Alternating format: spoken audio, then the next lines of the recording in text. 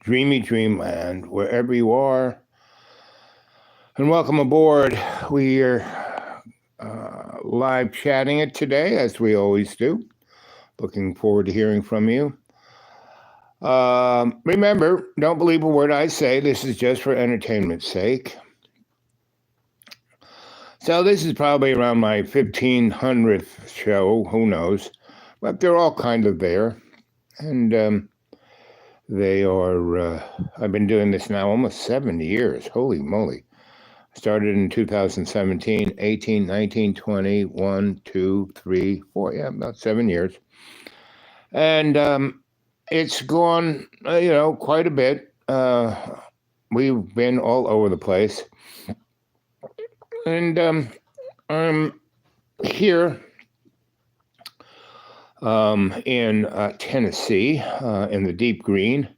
And I went over to my site yesterday. I checked it out, and it's still there, and it's pretty messed up. There's trees every which way. I mean, it's like, and so this is like almost, here it is Saturday, the 11th or whatever it is, and it's about 2 weeks since the event, and it's our little community has responded quite well. We are in this region. We are probably the major entity getting resources out into where people need them. And we are also interacting with all the, powers that be. And there are a number of us who are pretty good diplomats, so we are actually doing pretty good in getting them to do, like we've gotten our electricity up.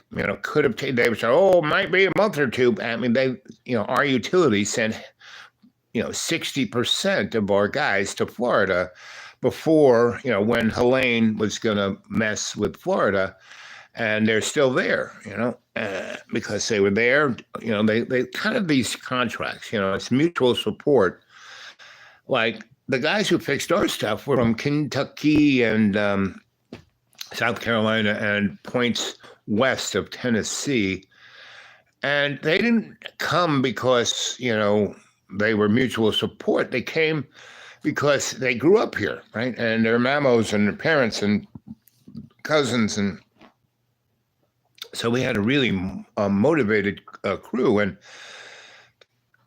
And from all the utilities they came from, they basically told their superior, listen, we're going to take our crews and we're going to go help these people. No one can help them. So they came from the backside, and they kind of got in because they knew the territory, right?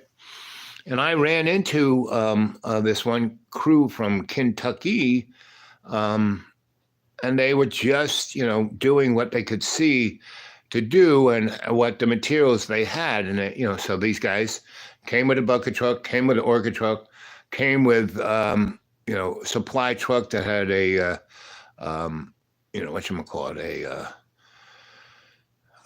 all the tools and stuff in it, and a trailer with about, 20 poles, right? So they just came in, and I kind of came out from where I was staying, and there they were. And they were cutting down the wires that were in the highway for the last 4 days, because they showed up maybe Tuesday or Wednesday of the week past. And, about 4 days after the event. And they were just doing what they could see needed to be done, right? So I drove them and I said, great, guys, where are you from? And we talked, and I said, listen, I took 2 of their guys, who were kind of supervisory kind of guys, and the crew, I said, so where you are, just clean these 4 poles up. This is the main line coming into this neck of the woods. So these 4 are the major 4 that are messed up in the main line. Once you get those up, you'll be able to get all the one-liners and the farmer lines starting to be energized. So, I took the 2 supervisor guys, and they had a couple of pickup trucks they had. So we went in this nice big 4x4 go anywhere kind of pickup truck, half ton, 2 ton, whatever it's called, deuce and a half.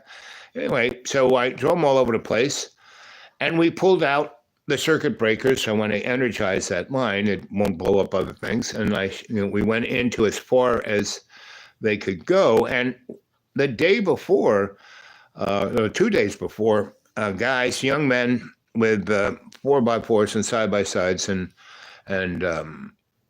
chainsaws and big bars and malls and leaf blowers. We started going into the hollers and making, a little niche in. So the first day we kind of went in and did a bunch, right? And the second day we went on the other side and we went over to my little deep green and we cleared out my road all the way to the end, right? And but we didn't take out all the trees. We just cut through the tree because there were so many all over the place.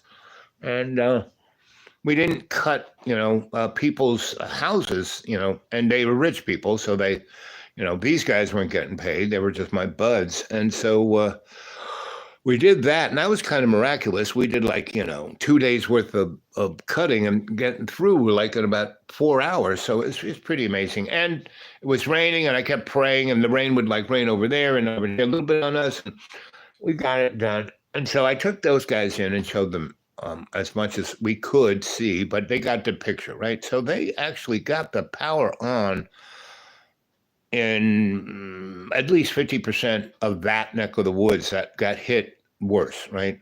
And so we got the main lines to trade and pogey up, and we did, but the roads were so washed out, we could only go as far as the roads were washed out. So we took care of that, and they stayed here about, not quite a week, and they got all that done, right?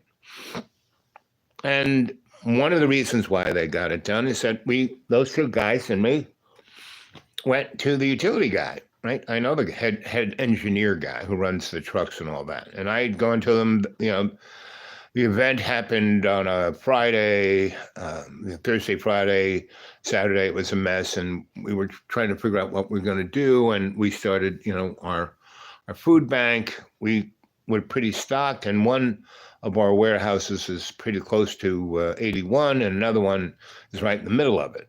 But there were mostly, the road was a mess, but not as much, wasn't washed out. There were trees all over the place, but not when we cut those out. And on Monday, after the event, there was no county response, no state response, no federal response, nobody, right? And on Monday, the TDOT showed up, and these were guys, again, that came from, west, and but they too were guys who grew up in our neck of the woods, right? And they talked to their brothers and cousins and mothers, and they did a great job. Now, they weren't, they brought, chainsaws and big trucks, and they had this, and the trucks they took were the snowplow trucks, right? Because TDOT said, well, you can take those trucks. And they had one kind of grabby truck, right? But no big heavy equipment, and these were all trucks I could drive. And so it was truly amazing what they did with snowplows.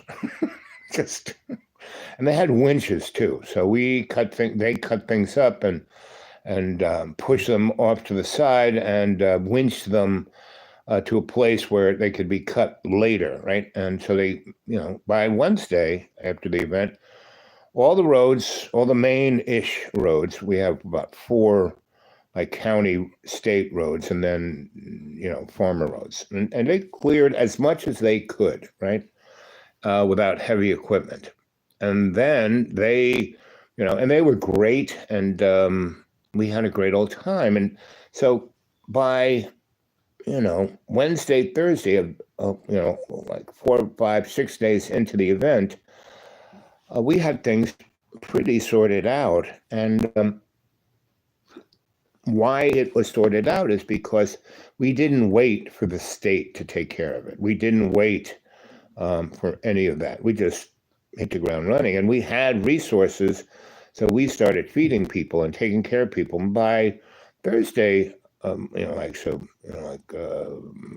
or 6 days into it, guys from way outside, places from, we had one church group from Florida, one from Ohio, one from all the way over there, near, Washington. And they brought their mobile, churchy kitchens. And also the first people to show up was not the Red Cross. Red Cross did show up and told us we couldn't do what we were doing. It's like, what? Hello from Two-Man. Hey, buddy.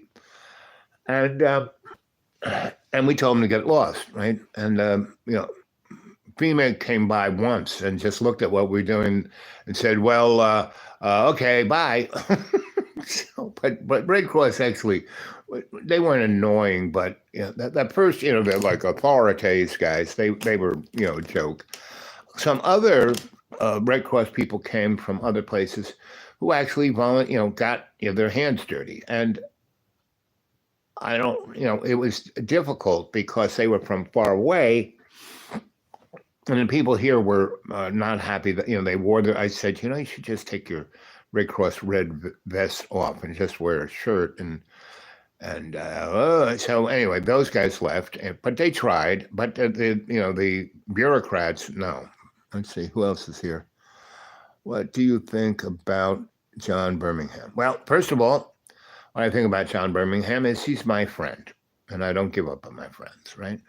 Now, I, spent a good 18 months trying to help him out to, rejigger his thing. But, what John is a great example of someone who is basically controlled by his avatar, by his body, right? He doesn't look good. He wants to be, he's always thinking about the external part of his life and not about his soul. So when his soul is saying, hey, buddy, and, I tried really hard. I kind of got him off of his bad habits, his tobacco and this and that. And that's good. He did do that. So that was good. And John has a lot of, he's got a lot of talent. He's got a lot of, he's really, on the inside, a great guy. But he's so departmentalized himself that he's got, I wouldn't quite say, borderline schizophrenia, all the things that Shrinky Boys would call him, multiple personalities, Asperger's, no. What he has is he has neuroses, right? He has been so neurotic for so long, and people have told him what to do, and he's never quite had anyone to say, hey, you're really good. And anyone who has pretty much manipulated him, right? Took advantage of him, right? And so he's very transactional. When he takes stuff, does stuff, and he feels guilty about it, he buys you something. Oh, you need these underpants. Look at these socks cost me $60 a pair. Please, get my socks from Walmart. 12 pairs for $9. It's the bottom line. John is a good guy, but I keep calling him the canary in the spiritual coal mine. He's the patron saint of neuroses, and he has a good so Donald Trump and John are very similar in that they're it's all about them, right? And at points, they feel guilty or try to do something good, and it's still always about them, Whereas why our little adventure here is working out is that everybody, 98.2% of everyone who's working on this is really not thinking about themselves. They are, really getting off on, helping others. And, a lot of people say, I never knew how good it feels to help others. And And so they went to church and they put in a check and they had these funds to bring Christianity to Africa, whatever. That's a business plan. That's the church making money. Now there are a lot of good people in churches, right? And there are a lot of good people in religions, right? But to it's a mechanism that manipulates the psyche of the population primarily, and then it gets really perverted and corrupted. You know, power corrupts. Ultimate power corrupts ultimately, right? So like the Catholic Church, the Vatican, right? They have the most money, the most power. They are doing all this stuff. The majority. I mean, I was from birth, planned to be a rocket scientist for the Pope. And so the Catholic Church owns, controlling interests in all the most important in banks and technology entities. Sperry Rand was them, and then the Raytheon, and they're making a fortune out of all these wars. The war.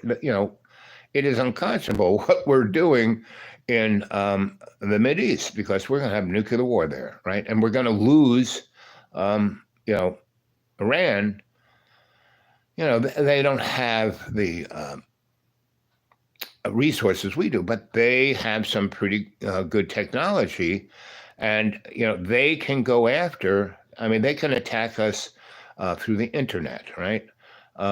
They actually have submarines, and they have ones that are pretty quiet and are designed to work in the shallow waters of the Mediterranean and the Black Sea, where we have four aircraft groups. We have about 11 we have about 4 or 5 of our gigantic Gerald Ford class, Nimitz class aircraft carriers, and then we have these other kind of like marine aircraft carriers that have helicopters and 5,000-6,000 Marines they can dump any place they want, and they have that right there, and they are a sweet target for Iran. So at one point, right now we're tiptoeing up to Israel, because Israel can't win. It just can't. It's a small country of 6 to 9 million people. About 2 million people have gotten out of there.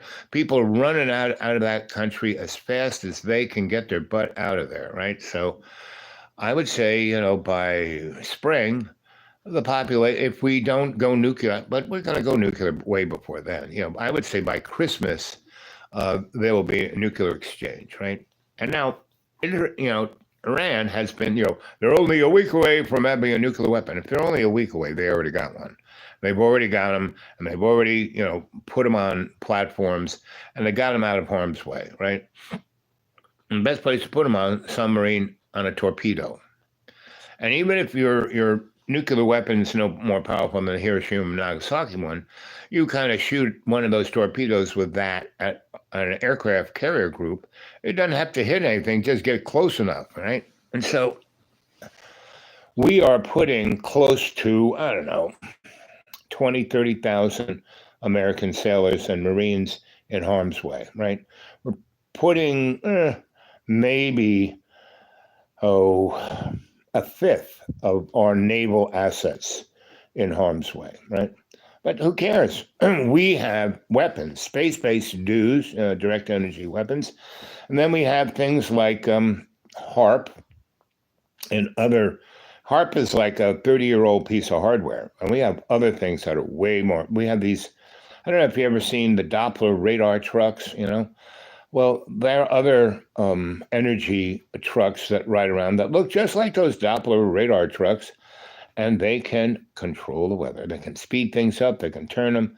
In 1940, GE did a little experiment. There was a hurricane kind of going out to sea. They dumped 20 pounds of dry ice on the Leland side of the hurricane, and it made a 90-degree turn and went straight into South Carolina, right, and whacked it really good.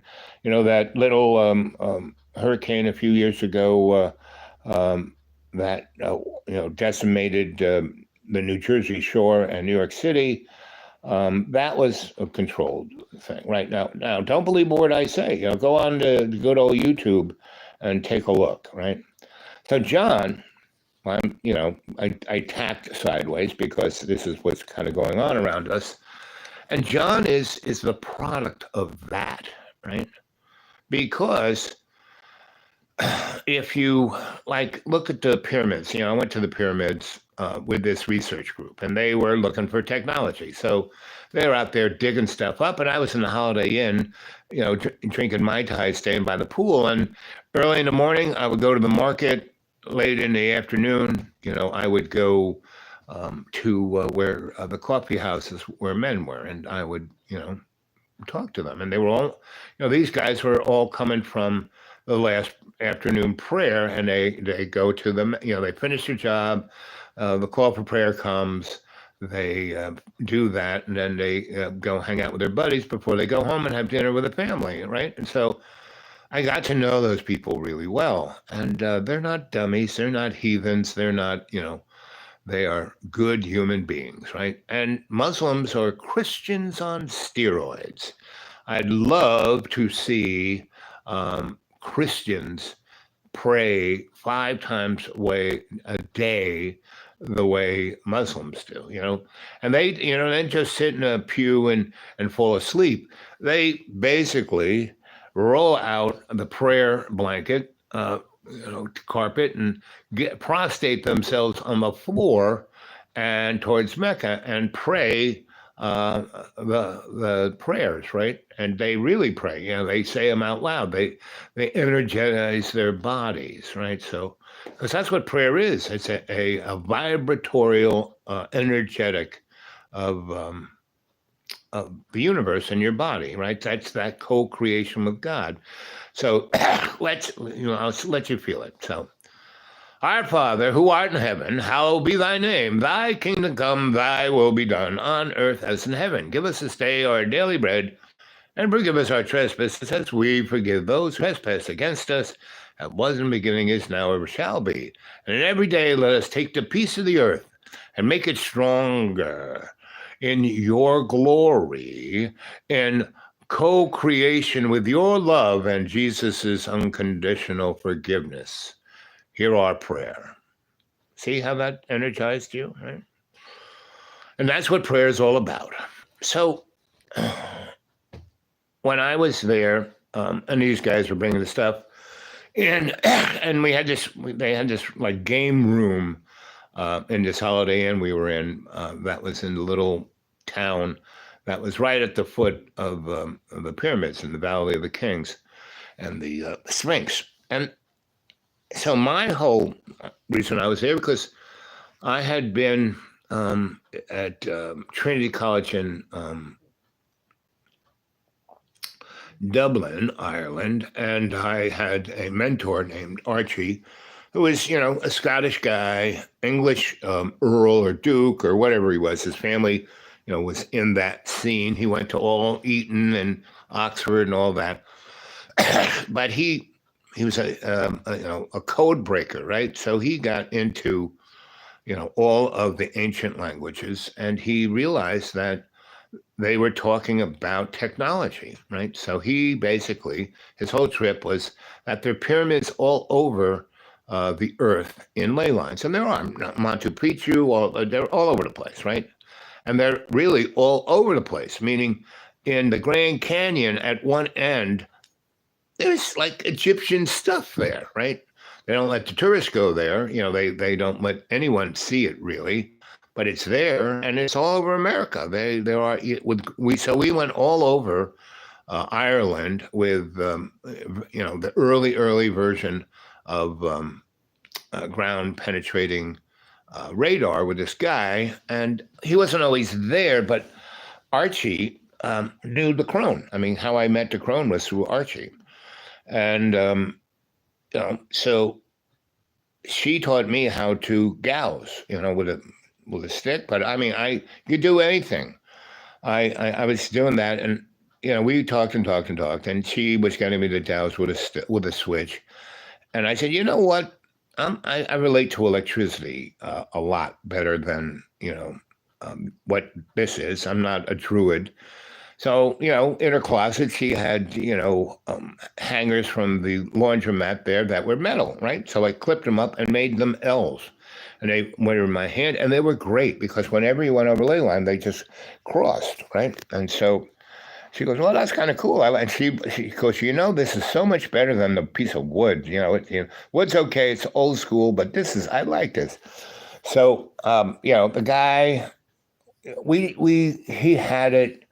We went and saw it. He was at Monash or one of those technical schools in London. And so he came over and he played around with it. And Archie was with his little switch, and I had the hangers, and so that technology is everywhere.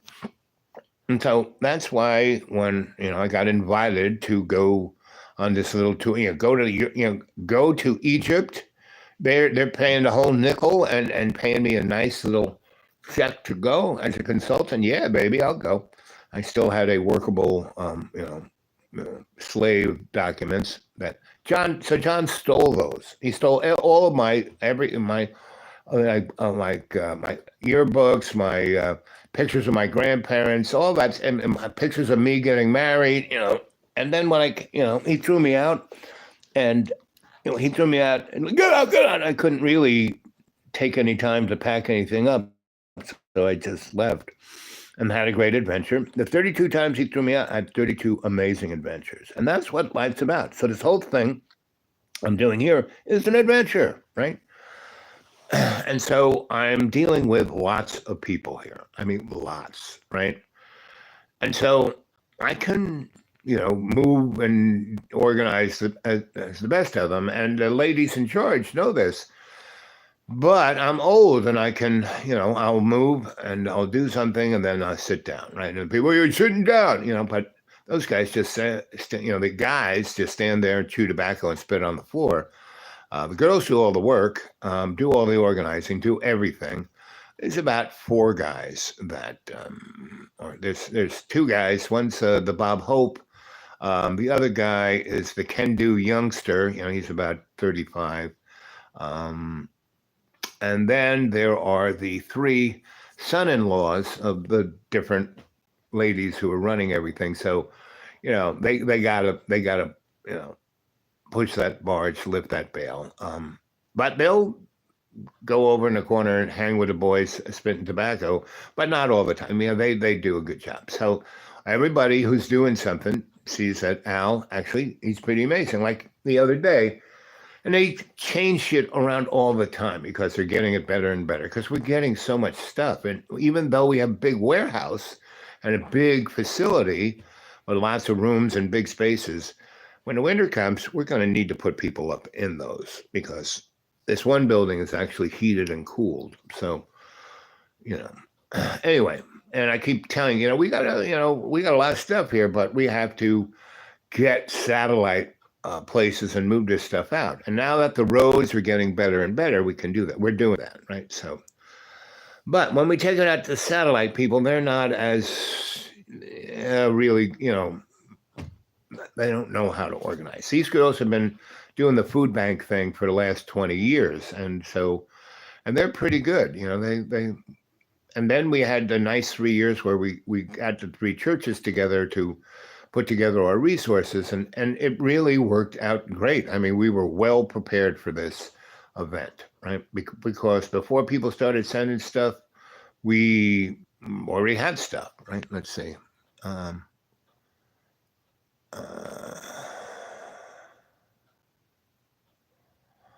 And remember, gang, put everything in capital. So I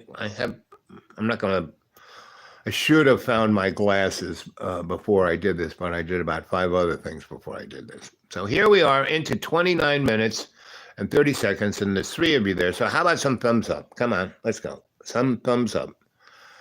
And subscribe and tell other people about this. That would be nice. And the other thing I would suggest, go online and if you got your laptop, download my stories, I mean, like I said, I got about 1,500 of them up there, and they're all pretty good. And there's some really, really good. And I'm sure there are a number that either make you laugh hysterically or make you like, woo, right? So I'm going to do the woo thing to you right now. So we did that little prayer.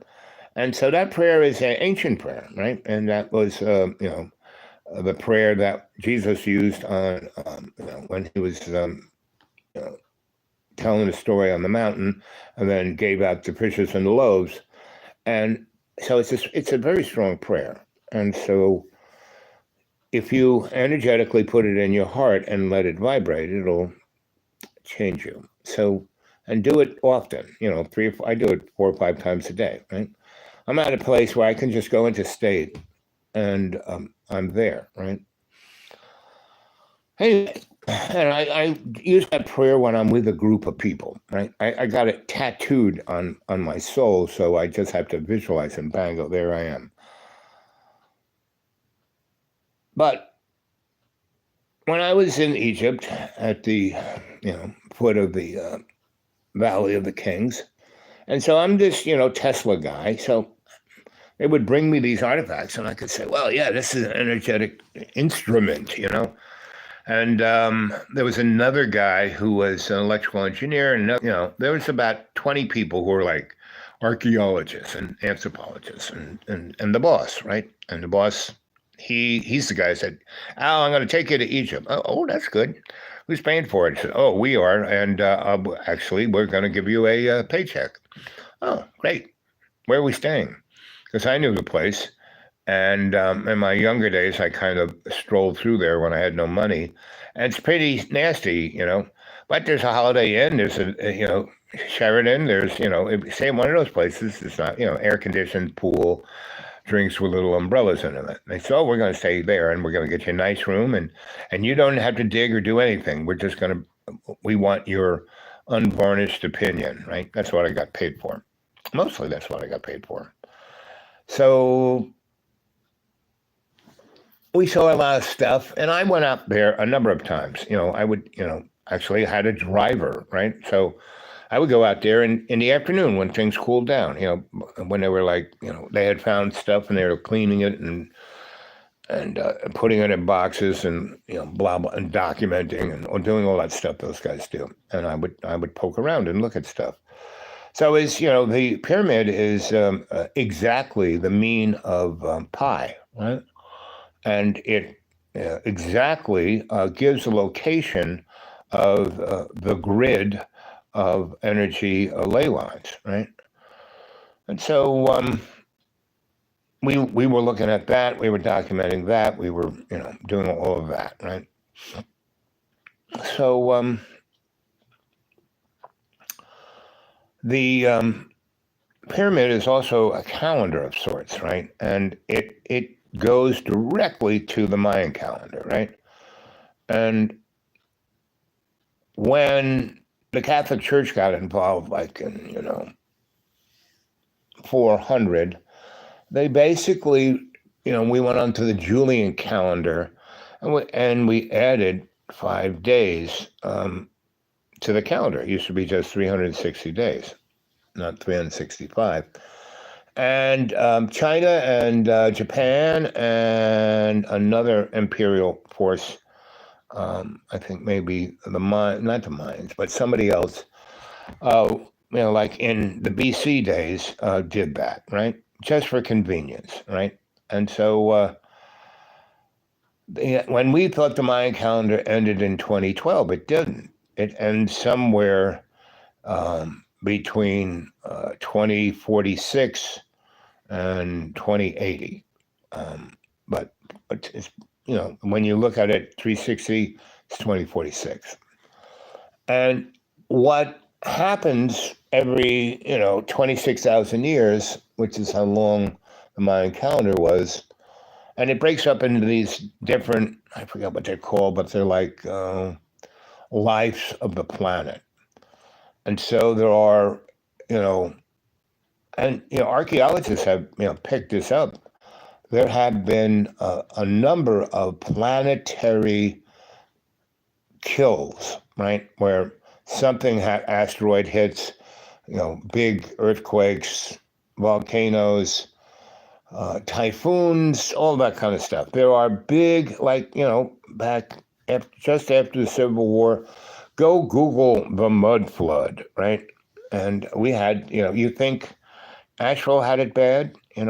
That whole valley that the Mississippi is on was, and the Mississippi's kind of like the Euphrates. It's an area. It's not the best growing stuff, but there is right underneath the Mississippi is a geologic fault, right? And it's a little. It starts with an M, and it's very active, right?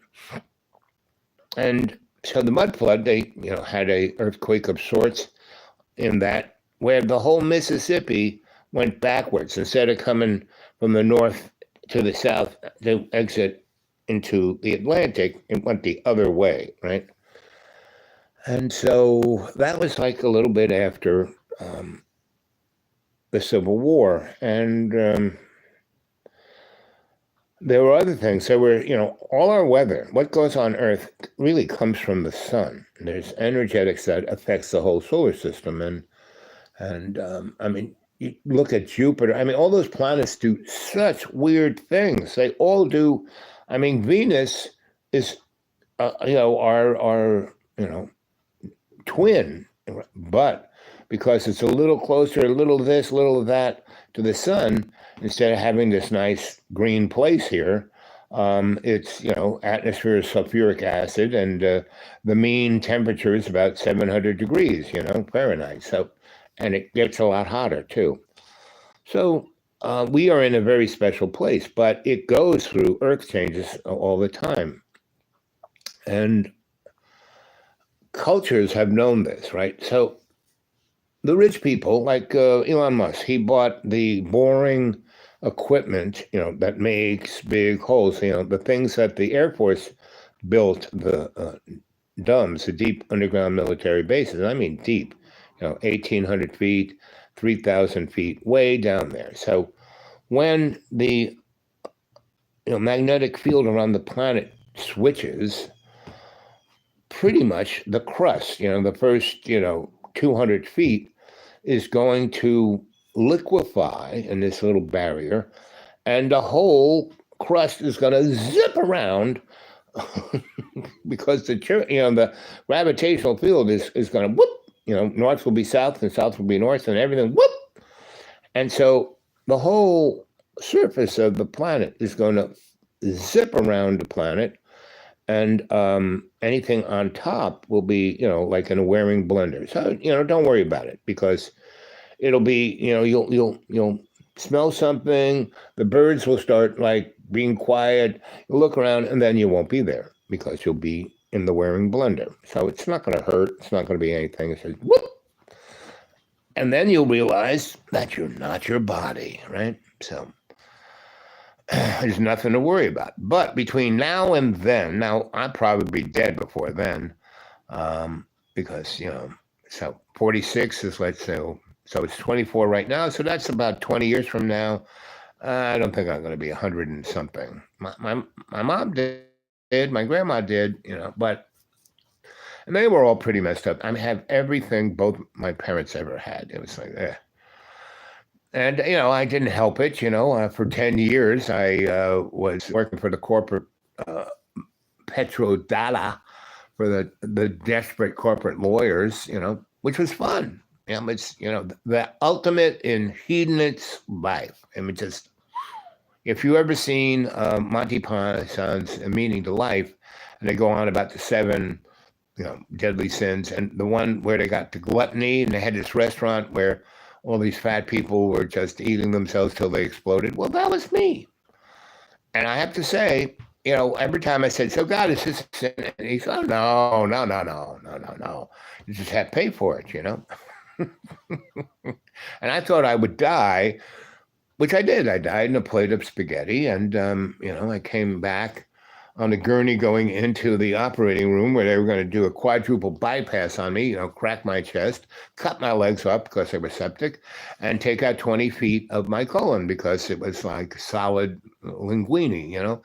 So I said no, and they freaked out. And I said, "You touch me with a knife, that guy over there, he's not my lawyer, he's my client, but he's a good lawyer. He loves suing guys like you. So don't touch me. Put me back in that ICU, keep me alive, get that guy in here." So, he wanted me to do something for him, but I didn't have to do it for a whole month. So I said, take me down to your really nice hacienda down in the Keys, get me a colonic therapist, get me a nutritionist, get me an endocrinologist, an acupuncturist, gave him a whole list.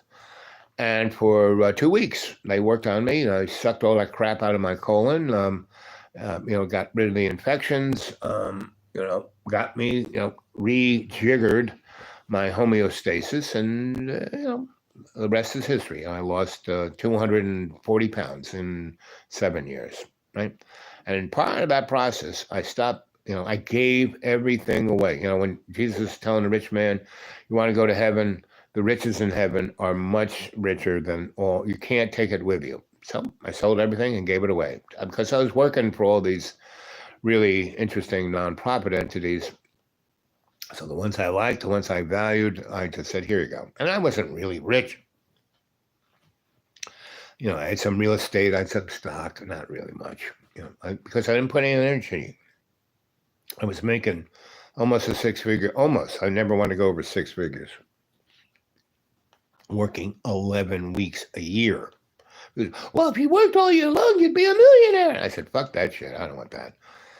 I'd rather live like one, right? So I hung out, I worked for these lawyer guys, and they thought I was so much fun that even after I finished doing my project for them, I'd still hang out with them for a month here, a week there. They take me places, being part of their, they wanted an interesting group traveling with them, and boy, I was interesting.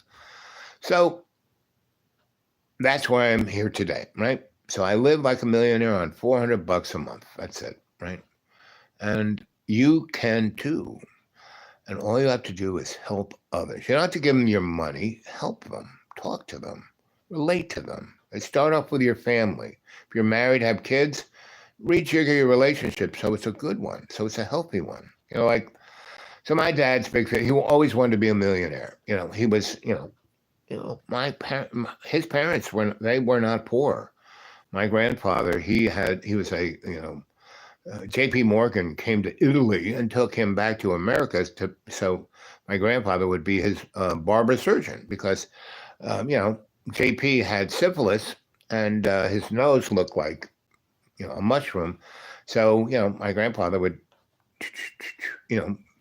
cut off this, cut off that, put some special herbal stuff so it looked like it was a real nose. And, and that's the problem. Pretty much all of the 19th century robber barons, Gilded Age people were, had some kind of disease like syphilis, that they were friggin' nuts. And the morons who are running our country now, they're, and anybody you think, Donald Trump, Joe Biden, the girl, anybody in Congress or Senate, they're all owned. They're all corrupted. They're please. And why do you think we have these wars, right?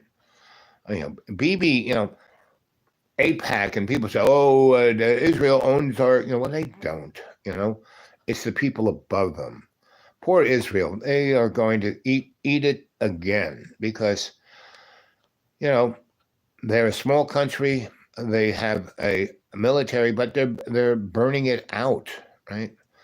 And when the Arab states get tired of this, they have militaries. Saudi Arabia has F-35s. They right, and Israel's going to nuke Iran, and Iran's going to go after Saudi Arabia just for fun, because they can. But they're going to they're going to sink a fifth of our Navy and kill 60,000 of our guys because, see, The powers that be need a 9/11 event. And 9/11 was nothing compared to what you're going to see. And the hurricanes that we just had that are basically controlled. And don't believe a word I say. Everything I say is just a stand-up comic. I'm following in the path of my my comic teacher George Carlin. Right? You're not part of the club. You never will be. You're expendable. So do something better. You know, clean house in your spirit, in your soul. Right? That's what I did. I still have way too much stuff. George Carlin has a great riff about stuff. It's not shit, it's stuff, right? So I have stuff, right? But I cut that stuff. I had like a warehouse building, a factory building in Lynchburg. It was 17,000 square feet, right under one of those bridges, not the 19 one, but the other one, right downtown, right? Kind of, I was between GE and the Holiday Inn, right? And my buddy owned the whole other side of town, right? We bought this stuff before Jerry took over, right? And Lynchburg was beautiful. It was like the San Francisco of the East Coast.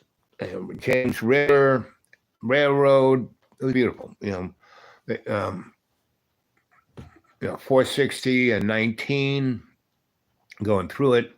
So it had just beautiful houses and buildings, but it was, economically dead for a good 30 years. There was 2 colleges there. And then Jerry bought up all of the warehouses along 460 and turned it into, Liberty College. Right? And so I had that warehouse. I bought it before Jerry did, right? Just a year or so before he really hit the ground running. And I had the school that John bought from me, and I had about 2 or 3 buildings in a place called Bedford, right downtown. Beautiful. Virginia is really into history. And this one building was before, around Revolutionary times, and the other half was put on just before the Civil War. And the other building was built a little bit, after the Civil War. And these were beautiful buildings, right? And but nothing going on there. That was Bedford was another town because all white men, rubber techs, they owned it. They treated everyone like a slave. And this woman came from Philadelphia, and she, tried to revitalize Bedford. And me, her, and this other crazy lady who was, your grandma's age, but a great artist, right? She could make beautiful things out of anything. And she had a little storefront. She had a flower business, but in the back, she'd make, flowers were just her front. And so that was fun. And so it wasn't, the Burger King and Hardee's were the element, the top dog of restaurants of that town on the outskirts. And, but the black people over there, I lived right on Bank Street in a black neighborhood that no one even knew existed if you were white. They were on the other side of the bridge there. And so I was like in those, things. So my building, I was living in, was a very nice little, had been like a culinary shop, a hardware store, whatever you want kind of store downstairs. So that was in pretty good shape. And upstairs was just a little warehouse, and an elevator was a rope thing, and they had a basement. And on the back, there was this big parking lot that was in the middle of town. And they, like 300 car parking lot because there was no place to park on the streets. And I think it was a tobacco thing that burnt down. And so but the streets around it didn't burn down. And so they just cleared it out and paved it over and turned it into a big parking lot. It was great. And I could always park, and there were steps up to my place. And the thing is, they had, southern things that had the deck all around. In the back had one of those, a deck, on the ground floor. And so it was a beautiful building. And I bought both buildings for about $22,000, like nothing. And the guy just, his father died. He just wanted to get the frick out of that town. He had enough of that town. but he was really into history. And he told me everything about it, had all these papers about it, blah, blah, blah. He was trying to get grants to have the state to refurbish the thing. So that's my, grants are my forte. So before he left, we had a great 6 months of having a good old time, and he stopped being the lawyer that his daddy was. He folded up everything, sold everything, and he stayed there, and we got it together for the state to was going to redo everything back to a perfect state of what it was. And still I could rent things out. I was going to have 2 apartments upstairs in these 2 buildings. And the old white guys were, just didn't want anything to change. So they said they couldn't stop it, but they passed an ordinance that you couldn't, at night, couldn't park in that parking lot. They tow your car away, and you'd have to pay a big fine. And if you did it twice, they'd take your car. And I was like, what? You nuts?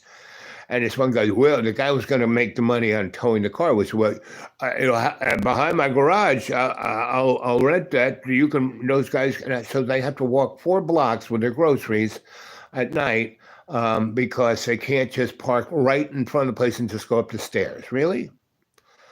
And I said, well, fuck you guys. And so I didn't do that, right? And I said, this is going to make your town rejuvenated. Well, fuck you. I'm not going to do it. Eat shit and die. And I said that right to their face, went on the minutes of the town thing. You can't talk like that. Well, shit, fuck face, I can. And I just did. So fuck you. And that was like, that wasn't even a year before I was there. So what did I do? I had this I had this apartment. That would have been nice if the landlord wasn't a dick, because he never fixed anything, right? We had a bad rainstorm and everything just got drenched on the inside. And so, I just didn't pay rent, right? I took pictures of everything. And when he took me to court, I showed, and I said, I want, not to be in town court. I wanted to go to state court, because this is, because it was SS, people who were on disability were in there. And so we did a joint thing, and I got the lawyer who did my real estate thing. He thought that was going to be fun, so he took them, and so I didn't, I got a little money out of it, and nothing much, and I, basically had already bought that building, but I was still in there because I liked those people who were there, and and then that thing happened, and I had only been there 6-7 months. And so I really stirred that town up the first. And what I really loved doing, so Halloween came, right? Went to Walmart's and I bought and everything Halloween, lights and, spider webs and, witches and you name it, I bought it. And because I had this little nice patio up on the 2nd floor out on Main Street, right? So I put that there. And then Thanksgiving came and I put those decorations up. And then Christmas, I put those up. Valentine's Day, put those up. 4th of July, I put those up. And then the rain came. But it was like just covered my little thing. It was like a zillion lights, and everyone who lived in that town couldn't help but see that, right? They drove by it every day. And the old white farts just, they couldn't do anything about it. There was no ordinance that they could go after me. So I just did more and more and more. And the people who were living in it started, I would give them stuff. And so the whole front of the building was like covered in that stuff. And and then the rain came, but I had already bought that other building. And I tried to, had it all set up, didn't do it. And so I basically moved into the ground floor of, one of those storefronts, right? And I put, contractor paper on the window. Again, right on the main, everyone saw. So I would walk around inside there naked, right? Now they couldn't see my junk, but they could see, from my belly button up, right? And so everyone knew if they came in, I'd be naked, right?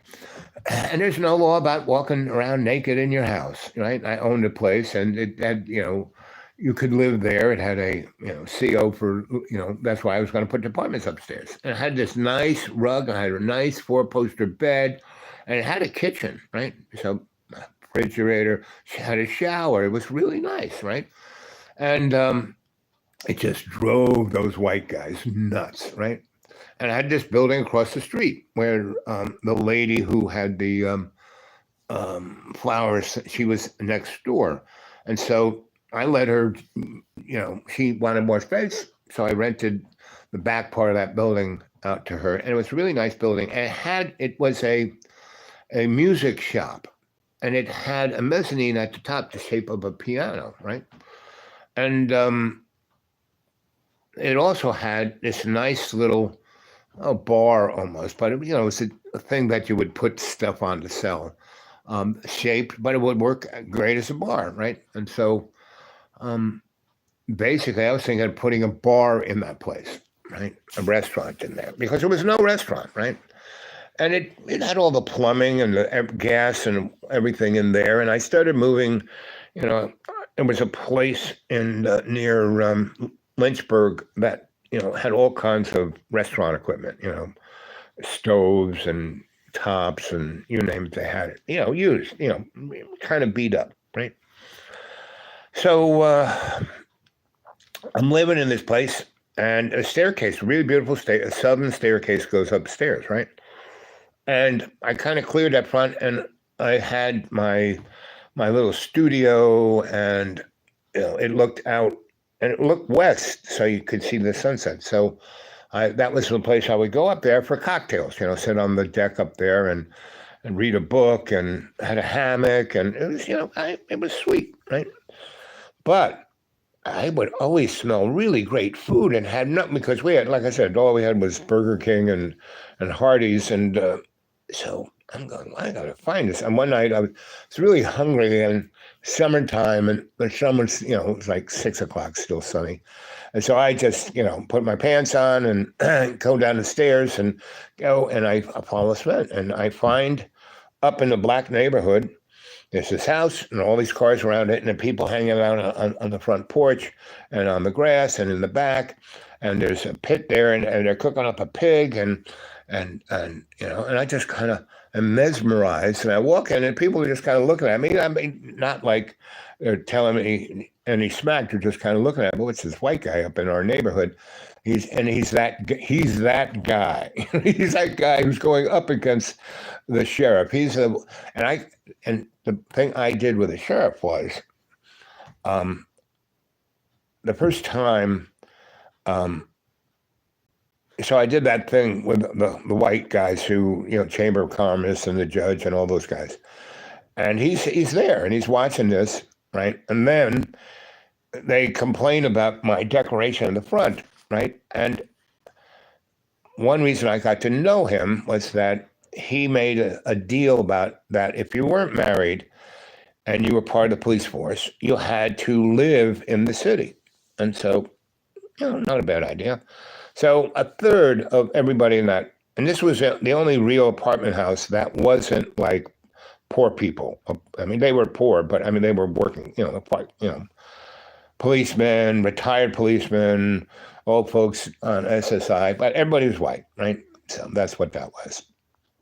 And so he comes in to talk to me about the decorations, and I'm showing it to him. And he says, this is kind of cool. And we start talking, and I read his palm, and I give him a reading, and he goes, "Wow, that's pretty cool." I said, "Yeah, I've been doing this for all kinds of people, guys like you. If you ever want to know what's going on, you arrest somebody who's not, Otis, I'll take a look at him for you. You have no SI, you have no investigative thing whatsoever, do you?" And he goes, "Not really."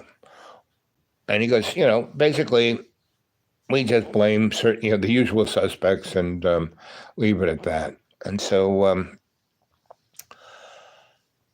with a cop attitude of, if they're not guilty, they're guilty of something else. So anyway, so I got to know the guy called himself commissioner. He was like the city chief, right? he didn't want, because the sheriff, he wanted to be called chief. So there was chief and the commish, right? And they were both dirty as, whatever crime was going on, they were doing. And they were, I don't think they were brothers, but they were related. So anyway, so the cops, I knew all the cops, a third of them were in the place. I read all their palms. They would come and they had issues about this, that, or the other thing. They'd come and talk to me. Because the state had a thing where, the cops had to go in front of shrinky guys. And so these guys, hated those guys, but they could talk to me and I could tell them about the shrinky guys and how to act. So the cops love me, and that's my shtick. I'm really good with police. If I move into someplace, one of the first things I go do is say hi to the cops and say, hey, I'm at your service. These are my skill sets, whatever you need. I'm your, loyal citizen to serve my community. And that goes over big with the cops. So anyway, because they're telling themselves that's what they're doing. So pretty much I had the neighbor, 3/4 of that little town, everybody knew each other. It was so, ugh. And the white guys, the Chamber of Commerce ruled, right? And they had, for the last, before the Civil War, same guys, right? Some guys were colonel or captain and of the lost cause. Anyway, and even the guys who wore the white shirts, white, things, were like, knew me and didn't want to burn a cross on my thing, right?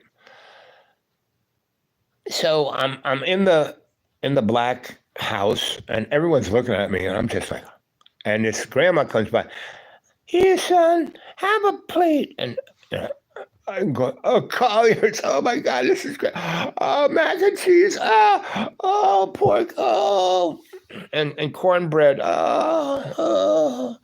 I'm just like in heaven. And so I said, so what is this? And she goes, well, there are no restaurants, you know that. There's no place to eat. We can't eat. And then if there was, we wouldn't be able to eat there. So there's about 10 grandmas here who are really good cooks, love to cook, love to feed. And we don't even have a church. So we basically, have, every week, 24/7, somebody's house. And these are like house parties, right? Because later on in the evening, they move the food, out of the way, and they bring out the turntables and dance the night away. And and it's a black neighborhood. They can do whatever they want as long as they don't come in the white neighborhood. So, and there are no guns, right? So I'm like, this is like, I'm back home, all right? So after, I go eat that and they make me up nice little boxes to take home. They know I have a refrigerator. I get to the point where I gave the key to one of these grandmas and they had other white friends who would bring food over to my place and either leave it on my deck or come into my place. And I wouldn't, I had nothing there. So, people could just walk in if they wanted. So I'm, by this time I'm working for this electric company, and it's, its shop is in Rustburg, which is about 20 miles from Bedford, past Lynchburg, and they're doing fire stations and hospitals and jails, right? And they never did that stuff. All they did was wire houses and maybe some shops, So they did not have the skill set. So I was there for another reason. I was investigating. I was working with a BBI at the time, and they had me looking there. There's this thing called the Devil's Highway that runs from Asheville up to way up 81 to it's a town that Woodrow Wilson came from. Anyway, so and there are all these cults up there. So I'm studying all these cults, and the best way to study this stuff is not, hey, I'm an anthropologist, I'm studying to see if you're killing people. No, and then eating them for Easter. No, that's not what you do. You get another. So my shtick was always, I'm a great electrician. So I would find an electrician who really needed me and would pay me pretty well. And so then everyone knew, oh, he's just an electrician, right? And he's kind of fun. He's an artist too, and he does all this. He's really community oriented. He's an interesting guy. You'd like him. So that's me. Right? So that's my shtick. And now I'm retired from that stuff. I still do it, but not like I did do it. It's not like a job anymore. It's more like what I like to do. Right? And I'm not really involved in the icky stuff anymore. I can spot it, and I can see if I can pray through it, and that's kind of what I do. So here it is, an hour and 5 minutes. Oh, it's almost 11 o'clock. I told somebody who's going to help me, I see him at 9 in the morning, so it's getting a little late. Anyway, message. What did you say that the message was taken away? Anyway, so come on, let's have some more thumbs up. I hope you like this. It was all over the place, just like I love to do. And so let's hear from you, right? You can get a hold of me at the Dude Awake 42, the Dude Awake 42 at Gmail. The Dude Awake 42 at Gmail. Pretty sure that's what it is. And because I don't have my laptop, normally my toolbar has it right there and I can read it, right? I'm using this ain't even a phone anymore, right? So I'm using this thing. But it seemingly works, and so I look forward to hearing from you on that. You come back, I'll probably do one tonight. So love to hear from you. So I'll talk to you later. Okay? Okay. How do we stop this thing? Oh, yeah, we do this. Yes, I do want to leave.